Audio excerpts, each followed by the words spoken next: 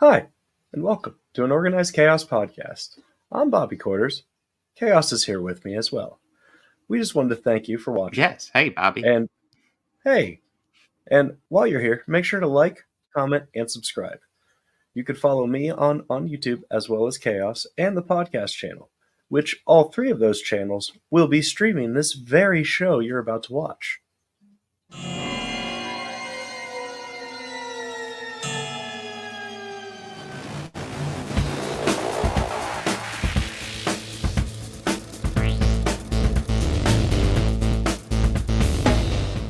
These counselors start dropping dead, left and right.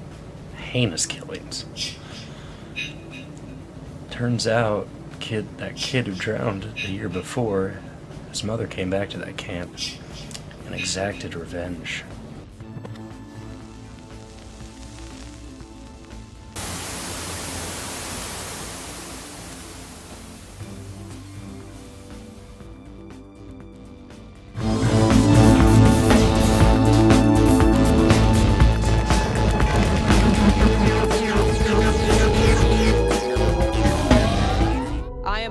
To introduce to you the creator of the Hunger Games themselves, Dean Casca Highbottom.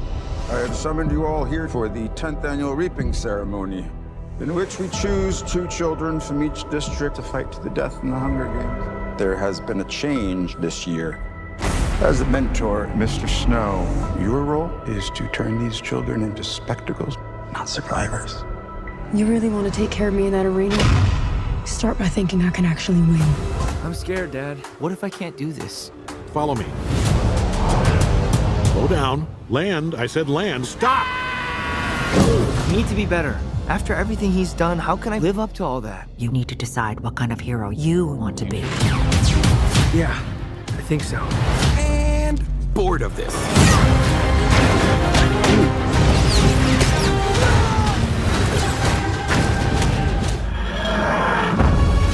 I've got this friend called Donna Noble.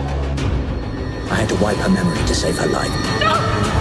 A spaceship crashes right in front of her. It's like she's drawing us in. What the hell? We've got a bloody Martian in the shade! I don't believe in destiny, but if destiny exists, then it is heading for Donna Noble.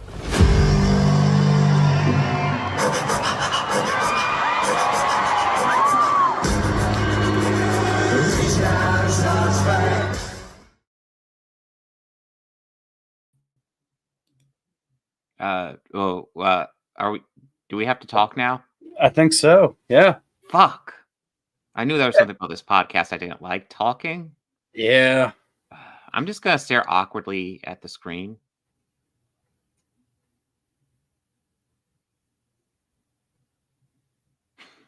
Maybe they'll go away after. Maybe. How are you doing, Bobby? Not too bad. How are you? I'm doing all right. I think we had decent stuff this week, so could be worse. Could be worse. Yeah, it could have been worse. It could have been a lot worse for sure.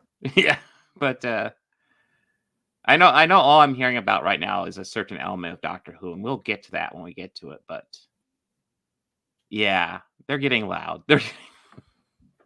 I could already guess what. It's probably over just one line of dialogue. I'm guessing. Oh, I think it was like. I've seen it. I've seen them complaining about 2 lines of dialogue and obviously one character, and it's exactly what you'd expect, and it's pretty predictable at this point. But yeah, these ones complaining, they are familiar with the show, right? Yeah. Well, right? as we all know, classically anti-woke Doctor Who. Yeah. He right-wing Doctor Who. That's right. Yeah. Conservative Who.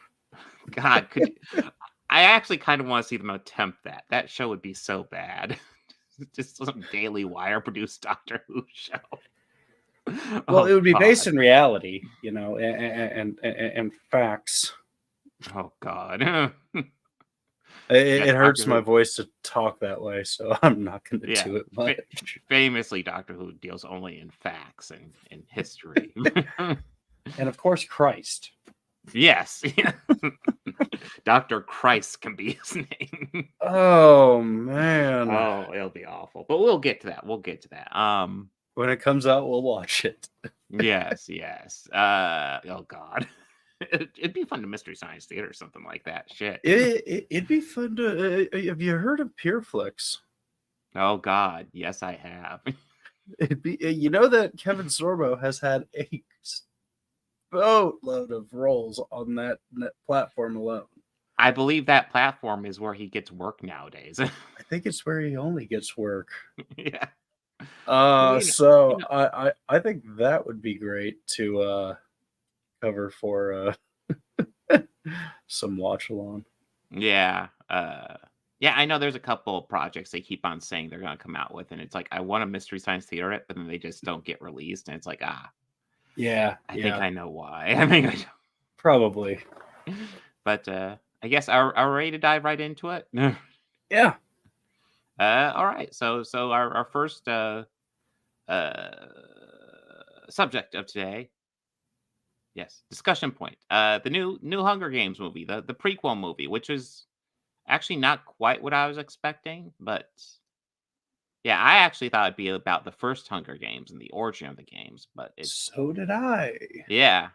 But it's actually, and I think I've heard about this too, because I think it was based on the book, and it's about Cornelius Snow, Donald Sutherland, in the first, or in the trilogy, or the 4 movies, quadrilogy. It's supposed to be 3 parts, but it's 4 movies because money. But anyways, yeah, I remember hearing that was supposed to be about him, so I guess it makes sense that it's kind of a bit more in the middle.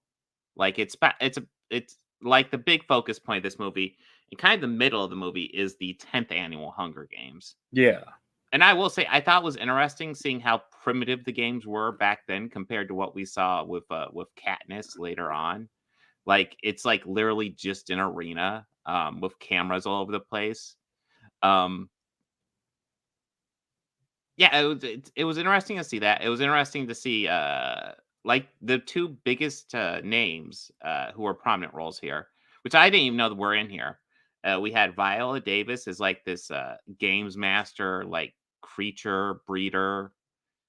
And honestly, I thought her creatures were a little bit underused because they had some cool stuff. Yeah, they showed a lot more cool stuff in the tanks than we actually saw. Mm-hmm. Ooh. Nicholas, let's go ahead. Bobby, we'll go ahead and discuss that. Remind me when we get to Doctor Who. Yeah, gotcha. But yeah, there was like she had a whole bunch of these wild creatures, and we only really used the snakes, but I mean, I guess she also breeds some mockingjays, but that pops up later in the franchise or earlier in the franchise, depending on the order of watching this. Yeah.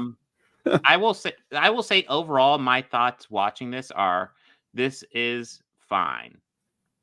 It didn't thrill me, but it's I won't call it bad. For 2.5 hours, it could have drug a lot more, but it didn't thrill. It was fine. It was fine. That was my in-depth analysis. I felt in the third part is really where all the dragging really happened. Yes, and I was gonna bring up that one. It really could have done without it, because at that point I was like, okay, I'm kind of getting a little bored here. So, like, the movie's split up into 3 parts. I mean, obviously, it's a movie 3-act structure, but it's like literally the 3 acts are split up into parts. Like, each one signified a different part.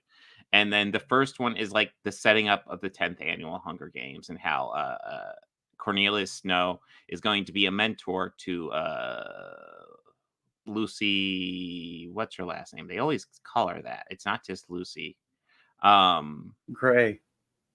Yes, Lucy Gray.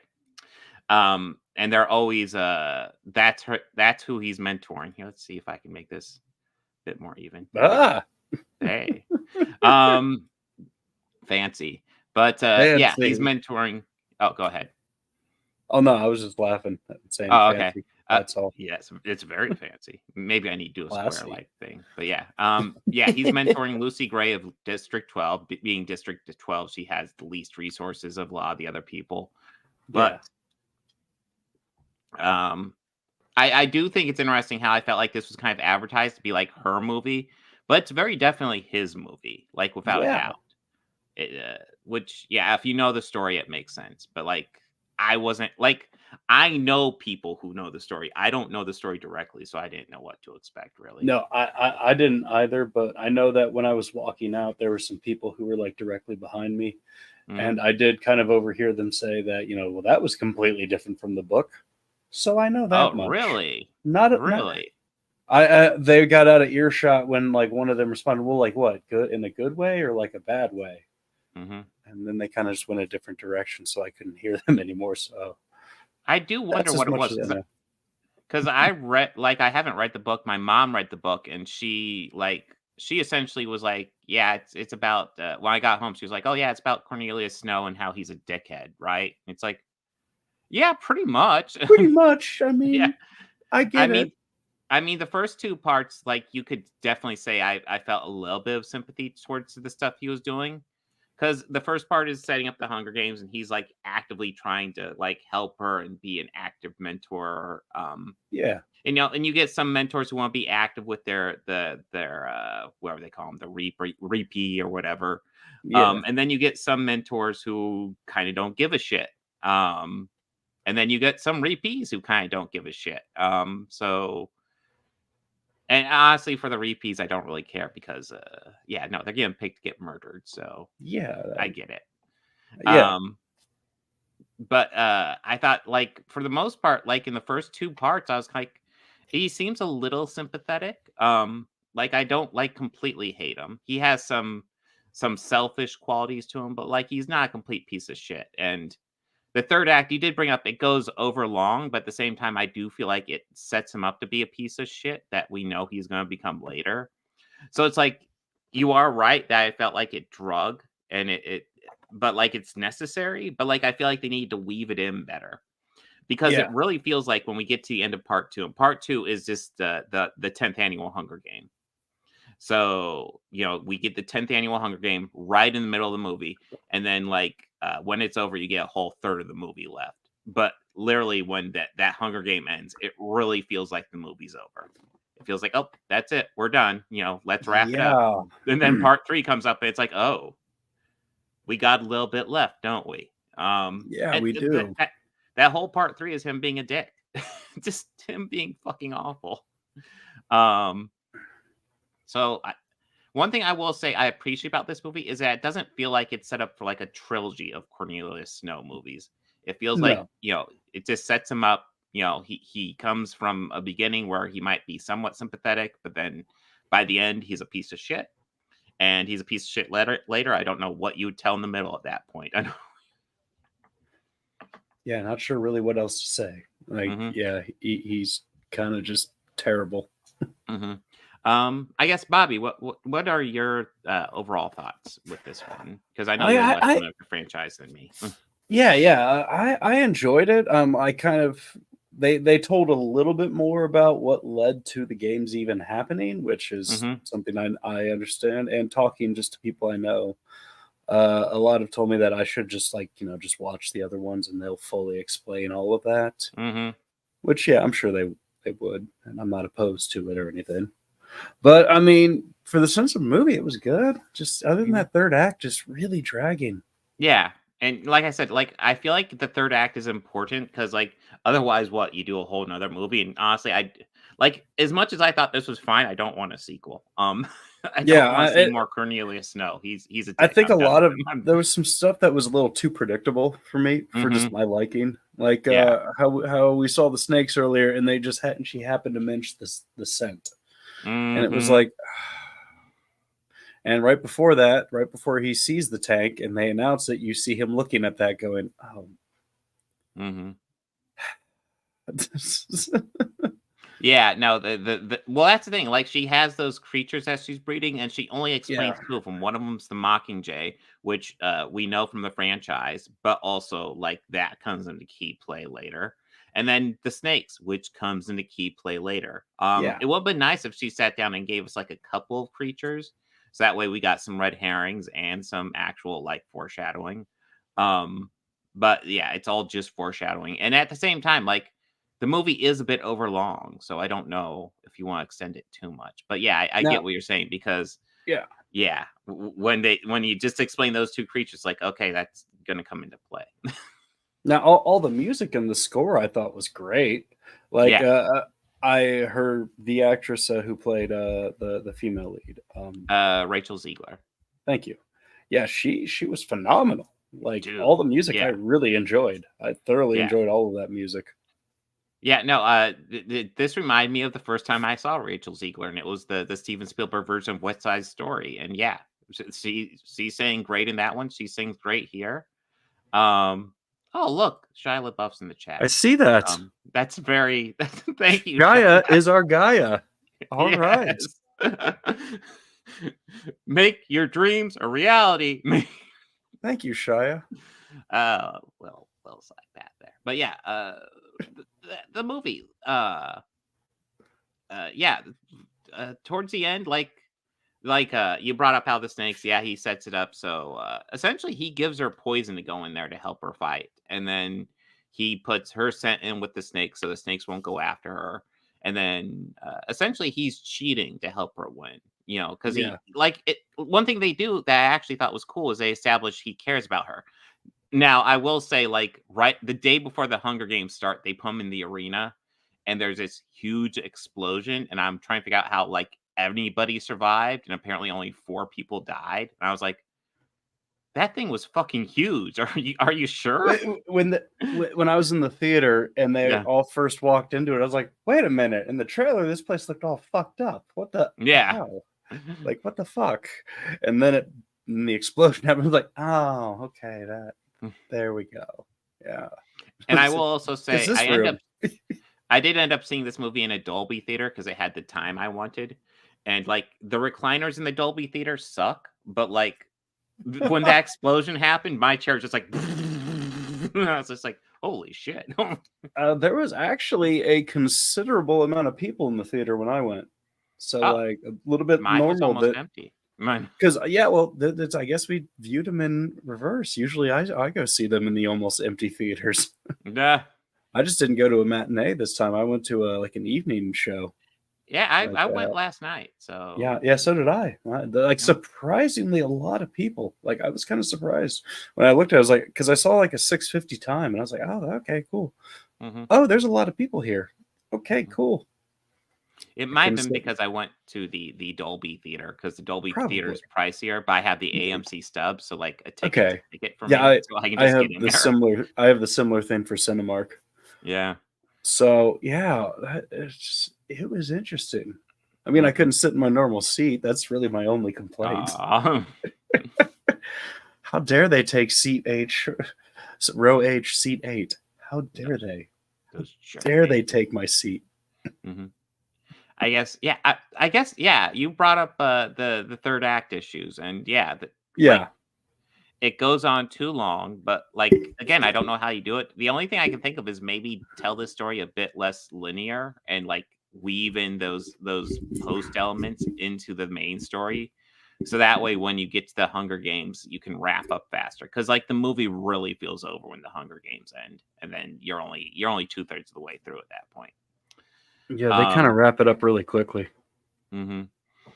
And yeah, I was actually kind of surprised with how they how simple these Hunger Games were. I guess we should bring up those goddamn drones they had set up.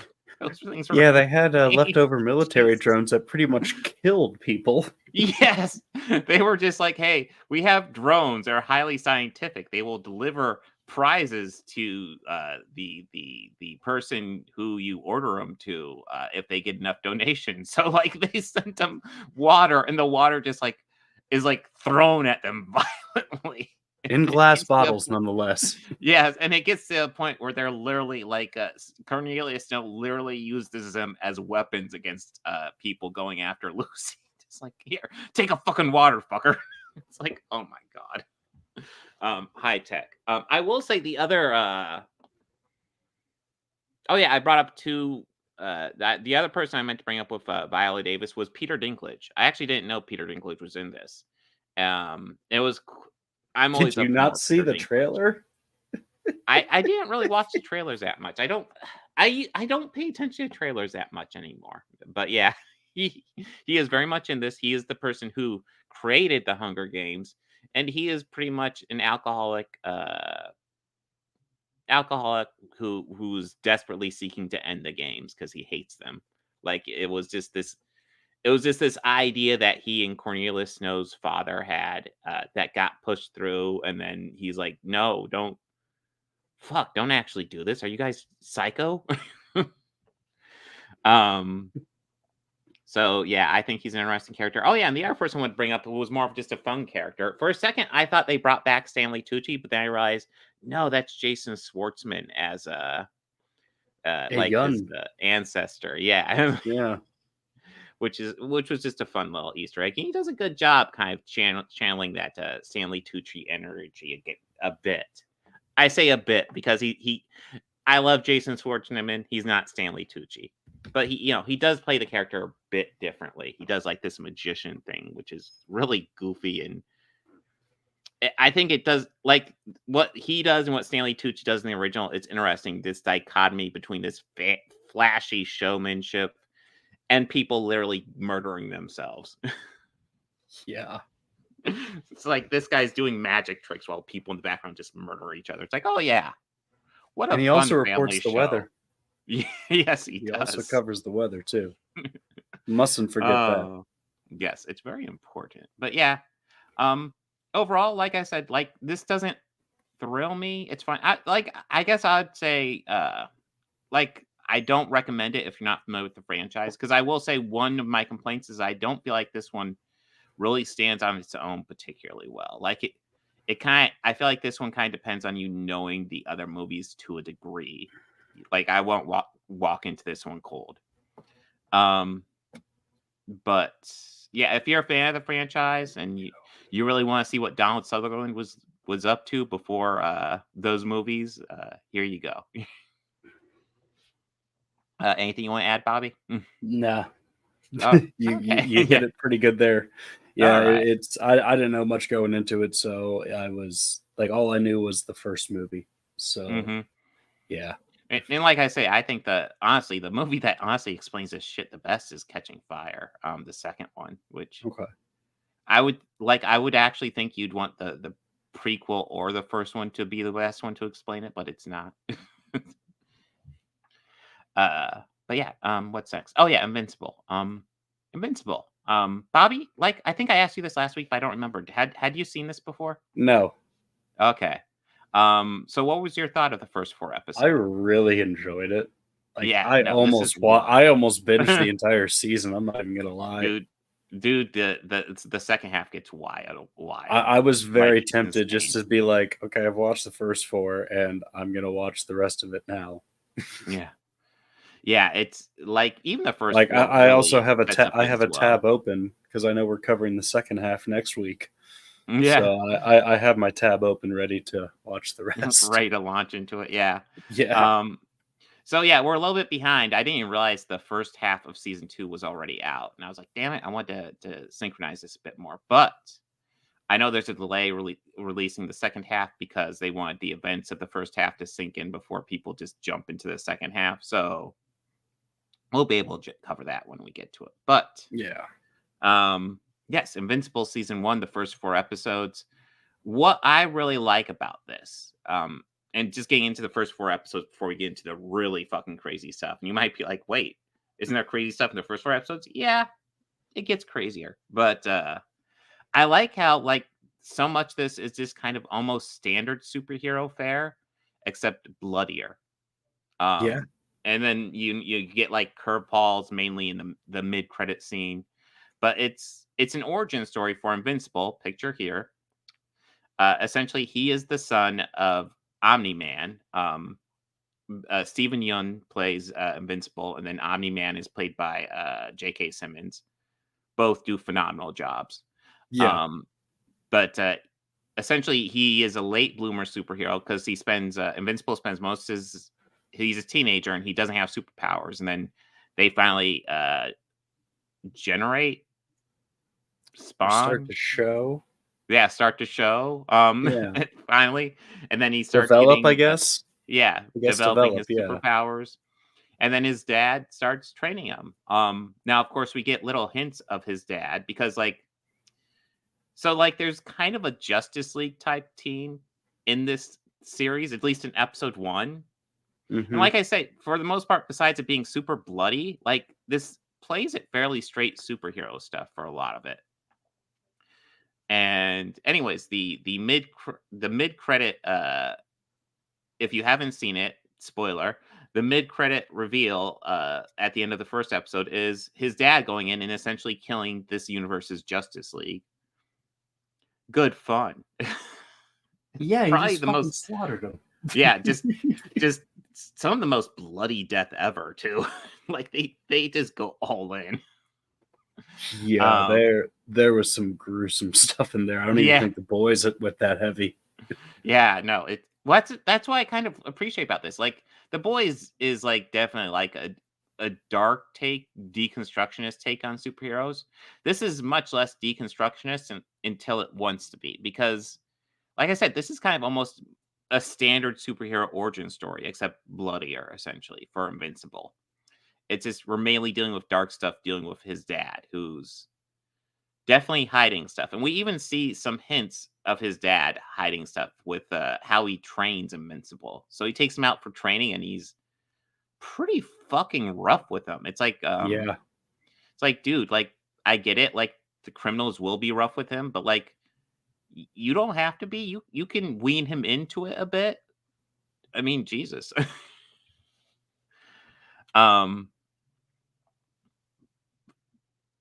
Yes. Excuse me, my brain reboots. Bobby. Like, Yes. Your thoughts.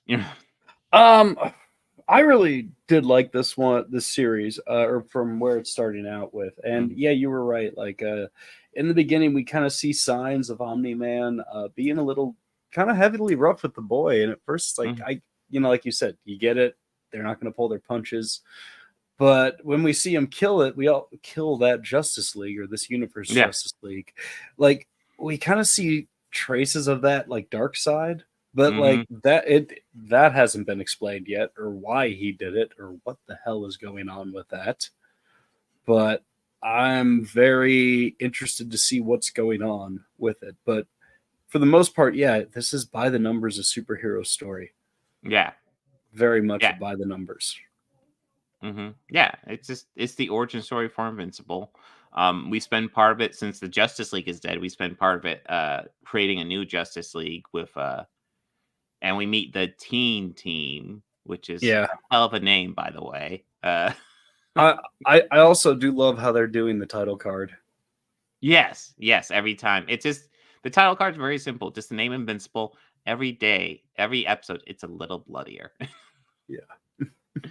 But they fit it in whenever the word Invincible would come in dialogue. And I just think that's brilliant. Yeah. Yeah, just overall, like, I feel like there's going to be a lot more to talk about next week, because next week is when we get to the conclusion of season 1, where things hit the fan. But yeah, I think so far this season, like, the first half of season 1 does a great setup. Traditional origin story for Invincible, shows where he starts out. Yeah, it's good, and I want to say I'm excited to talk about next week more than anything. And then I'm excited to dive into season 2, which I haven't even touched yet. Yeah. I guess I don't have much to add, because, like I said, I think more next week. But yeah, Bobby, anything you want to add? No, I'm excited to watch the rest. Yeah, it should be good. Anyways, I guess we'll dive into Doctor Who. Okay. And someone had a question for us at the beginning. It was Nicholas. Yeah, I know it was Nicholas. Right? I'm just curious, do you guys have a favorite Doctor Who doctor? Do you have a favorite? It's my favorite are 4 and 10. I really like 4 and 10. I like all of them to some degrees. I can make an argument for probably all of them, except I will admit I have not seen Jodie Whittaker yet. I've seen most of Capaldi, and I'll admit I thought, as much as I like Stephen Moffat and I thought he did a great job with 11, I felt With 12, he got just a bit too goofy and weird. Maybe goofy is not the best term, but he got very almost eccentric with it, and it just and I lost interest. And I'm hoping. Oh, here we go. And I was hoping to dive into the anniversaries and get more, just to see if I could dive back in, essentially. So I haven't seen 13, and I've not finished 12. I've seen most of 12. That being said, I can make an argument for most everyone. Like, I love the second Doctor. I think the third one has some fantastic story arcs. Yeah. I like Sylvester McCoy was awesome. And then if we're going into new Doctors, I think, like I said, I haven't seen Jodie Whittaker, but I think an argument can be made for all the new Doctors. I think Eccleston had like this kind of like this surface level joy and like this inner darkness that was kind of beautiful. Matt Smith had almost this because like Tennant dove more into human qualities, then it followed up with Matt Smith, who started to get a bit more alien, but like still very quirky and energetic, which I enjoyed quite a bit. And even Capaldi was really energetic as well, and even a bit more alien. So yeah, arguments can be made for all, but I love 10 and 4 probably the most. That being said, like I almost want to say the Doctor we have in the anniversary is 4 or 10, but he's technically 14. Like, they're establishing he is the 14th Doctor now. Yeah. Bobby, how about you?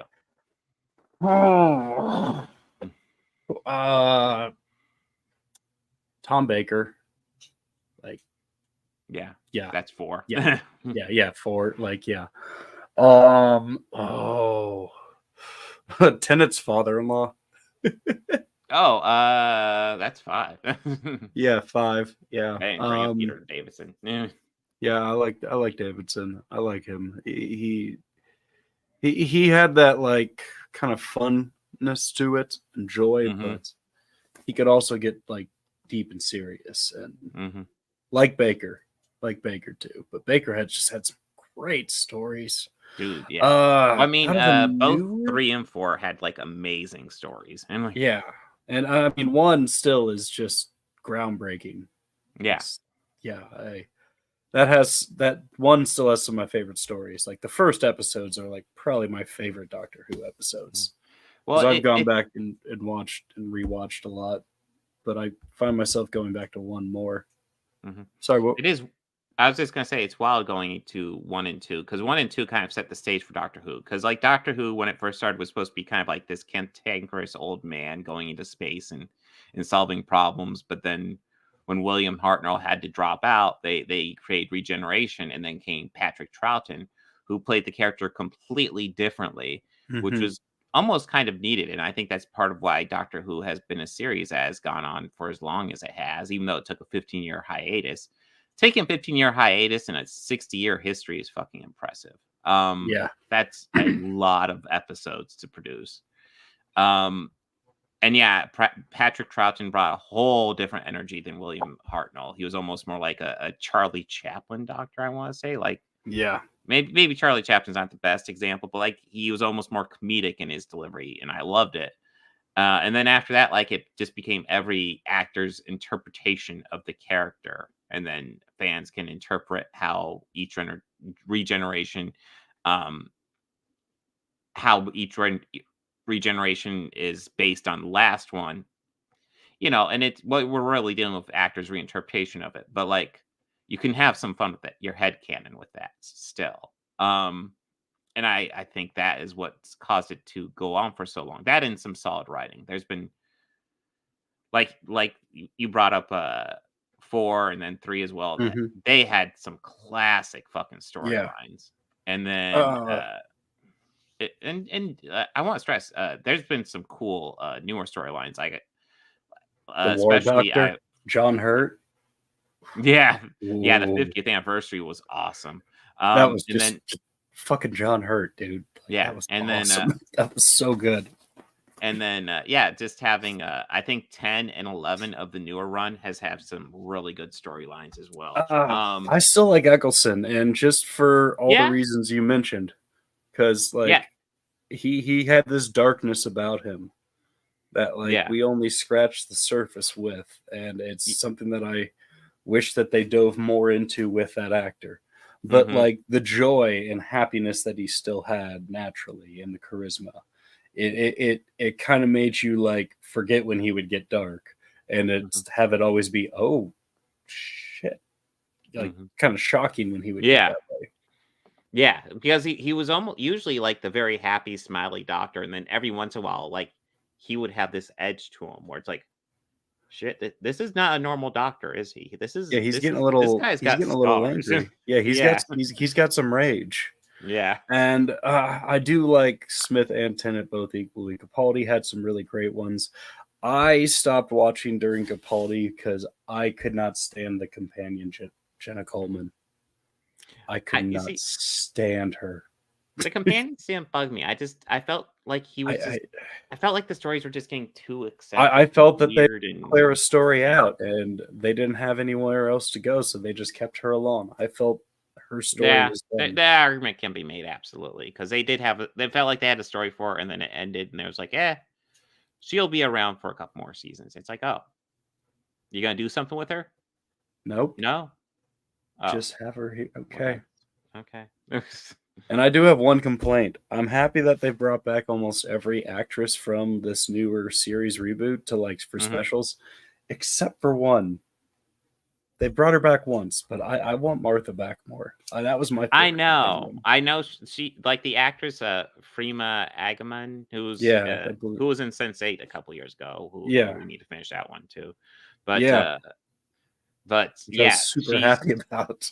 Yeah, she is not. I don't think she's returned since her run, and I think she's done one special, and it was the end of the season special, the one that Rose came back when Donna was there. It was a dialogue. Okay.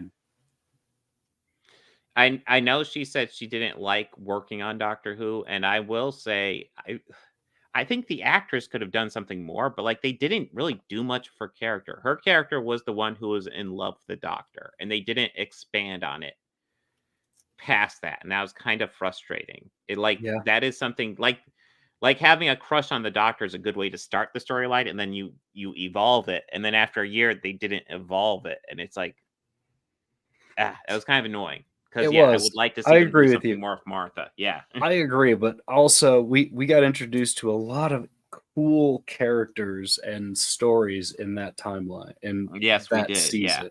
Some of the best of writing from Moffat. Yes, in my opinion. Mm-hmm. No. But and I'm talking about the back Doctor Who. Let's talk about new Doctor Who. New Doctor Who, yes. So, all the usual suspects were also happy because Russell T Davies was coming back. Yeah, I saw that. Chris Chimbal was leaving, and they're also happy he's coming back. And not only that, they were even happier to find out that David Tennant's going to be coming back as the 14th Doctor. So now, don't worry, guys. Doctor Who's not going to be woke. It won't be woke. It'll be anti-woke, as classic Who has always been. At all. Doctor Who will not be woke. Yeah. Oh, by the way, did we mention we're going to have a trans character, and a couple of quick one-off lines about gender? And it's so there's nothing to all this stuff, but of course they all blew up, and it's I almost feel like sometimes they're trolling these guys, because it's so dumb. It takes nothing. It's you guys do know trans people exist in real life, right? Well, no, they so not having them. No, that would require them to touch grass. So no. Oh, okay. Yeah. It's trans people exist, and they will pop up occasionally, and you will talk to them, and they will be just like normal human beings. I know. Yeah, just like gay people, no big deal. Yeah, no big deal. Just like regular people too. Just like they're everyone just else. Fucking people. That's all. But of course, they all blew up, and it's just them telling on themselves at this point. It's kind of ridiculous. But bless their hearts. Yeah, I will say, going into this, I hadn't seen Doctor Who for a couple years, so it was kind of nice to dive back into it. I kind of forgotten and just how kind of cheesy Doctor Who is and how much fun it can be. Because Russell T Davies, that was one of the things he really did. He really liked to kind of go in on the cheese quite a bit, and Yeah. this episode definitely had plenty of cheese, and I overall enjoyed it quite a bit. I thought it was a fun hour episode. Yeah, what were your thoughts, Bobby? I liked it. And yeah, it was old school, just cheesy Doctor Who, and Yeah. I enjoyed all of it. It was really great to see Catherine Tate back as Donna, though she, out of the newer companions, wasn't one of my favorites, but happy she's back. I feel like she's probably the most popular one for Tennant because She definitely is. all the Her time. Rose Yeah. are the pawns. Yeah, and it won't surprise me if Rose pops up one of these anniversary specials, especially considering the name of Donna's daughter. It seems like kind of a big hint. Yeah. In case you can't tell by that, Donna's daughter is named Rose. And that's one of the things. So like Donna, when she left, like she had like all the information of the Time Lords, and she had to forget everything, otherwise she would die. And now the Doctor found himself in a situation, spoilers for this episode, where he has to where he has to essentially unlock that information and save the world, but he knows that will kill her. But he has to do it, and she says, "Yeah, let's do it." She agrees, and so he does it. But then the reveal comes that like part of her, it doesn't kill her because part of the information was passed down to her daughter, who also is part Time Lord. Or I don't know if it's part Time Lord or just part Time Lord knowledge, but Knowledge, I think. Yeah. The knowledge was passed down with her. It's part of her DNA. So that gave them the workaround to allow Donna to essentially have her memories back, but not be dead, not kill her. Yeah, that was the plot armor for this. Yeah. The daughter protected her. Mikhail. Oh yeah, yes, that's right. The 11th Doctor was in Morbius. He had the great dance scene. But yeah, I guess I feel like with the Meep and Moopsie, we are getting our fill of really cute creatures who are just evil beyond belief. Don't you dare say Meek was cuter than Moopsie. No, Moopsie is the most adorable thing ever. It is. See? I straw an argument that it should be our mascot. Yeah. Dude, like, how can you resist Moopsie? Just the way Moopsie just rolls around clumsily everywhere it goes, and then drinks your blood or bones. Yeah, drinks your bones. It's like, how does it drink bones? And then you see it happen. It's like, oh fuck, that looks terrifying. It's adorable. It's adorable until it's doing that. It's not as cute when it's doing.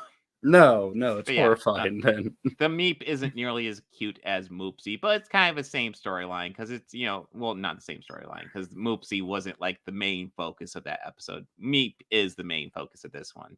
Meep is this poor, defenseless creature that Rose comes across and helps protect, and then the Doctor comes across Meep, and it's like, oh, we have to figure out why these aliens are after.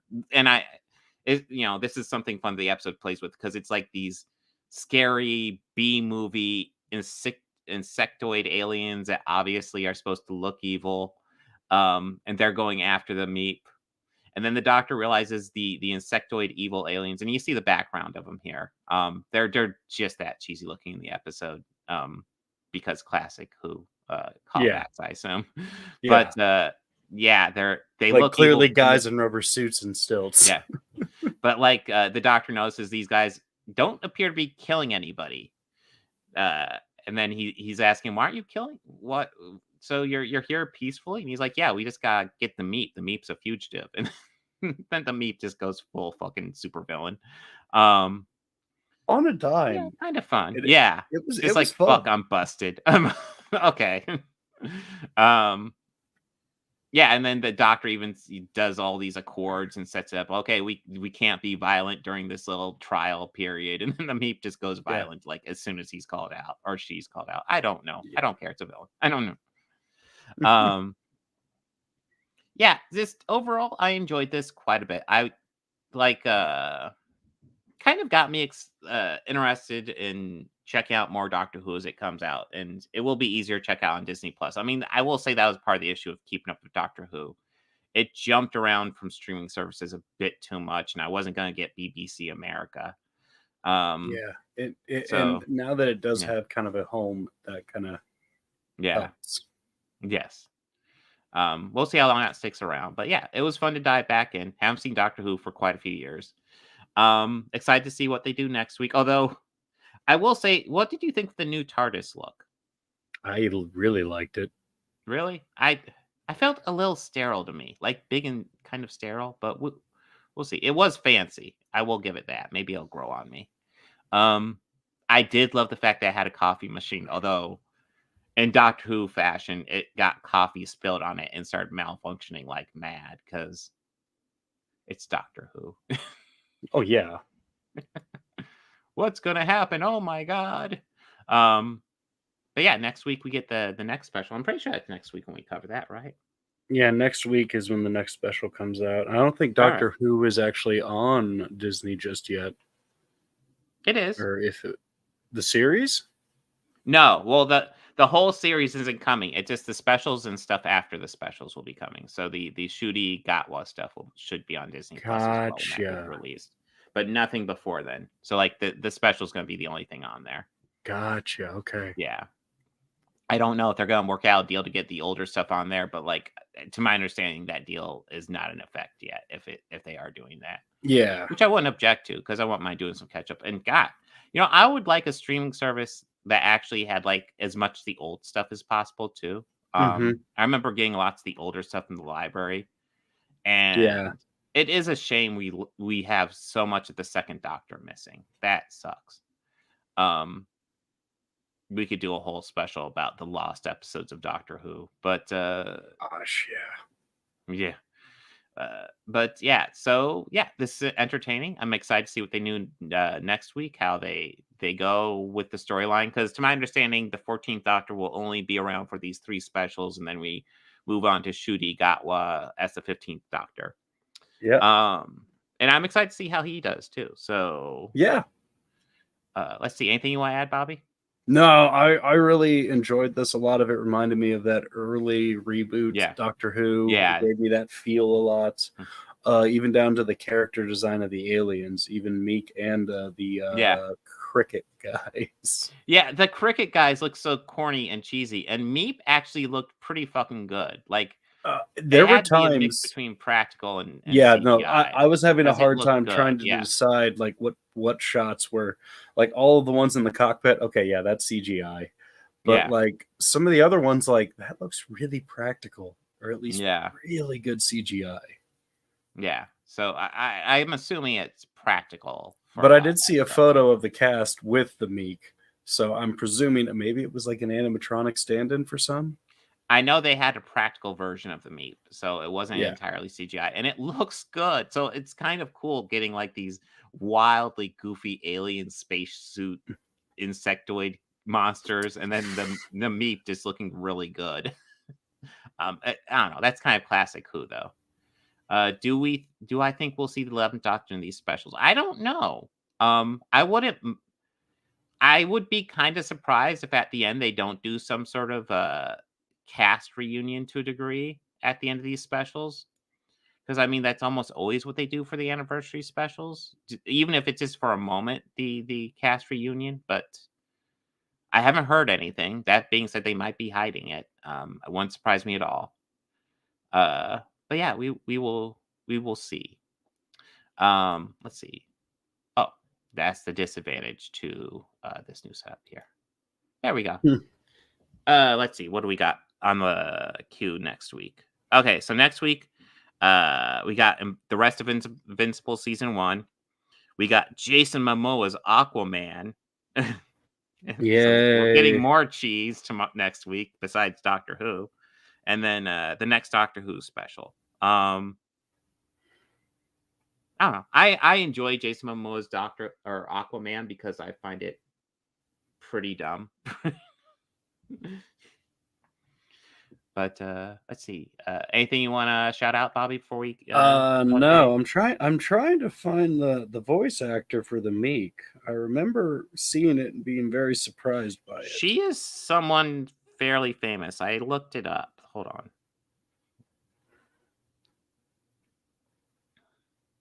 Let's see. It's like season 14 is going to be these specials. Yep, there it is.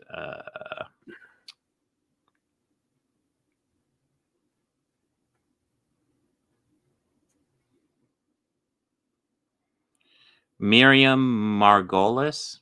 Yeah, Miriam Margolis. That's it. Yep. Yeah, she was in the Harry Potter movies. James and the Giant Peach, Romeo and Juliet. Yeah, that's it. That's it. Yeah. Yeah. Yeah, no, she was great as the voice of Meep. Yeah, I was very surprised by it. Oh, she's Despair in Sandman? I don't remember her in Sandman. Okay. Okay. I mean, cool. Oh, it's the audiobook. Okay. Yeah, it's gotta be audio. Okay. It said James McAvoy is Morpheus. I'm like, wait, what? That's not right. Okay. So yeah. No. I'm good. Yeah. Yeah. I'll see. All right. We'll see everyone next week. Try to think. Yeah, initiative stream Wednesday, regular stream Thursday. I think that's it. I should have a new video out tomorrow. I still have to edit it together, but such is life. Everyone, have a good one. Take care. Party on and be excellent with each other.